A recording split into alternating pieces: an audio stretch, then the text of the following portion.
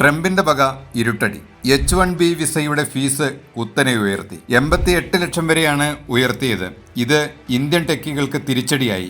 ഇന്ത്യക്കാരെ ഉൾപ്പെടെ ഞെട്ടിച്ചുകൊണ്ടായിരുന്നു അമേരിക്കയിലെ ഏറ്റവും പ്രചാരമുള്ളവർക്ക് കൊടുക്കുന്ന വിസയായ H-1B വിസയ്ക്ക് വില വർദ്ധിപ്പിച്ചത്. $1 വാർഷിക ഫീസ് ചുമത്തി ഉത്തരവിറക്കുകയായിരുന്നു ഡൊണാൾഡ് ട്രംപ് ഭരണകൂടം.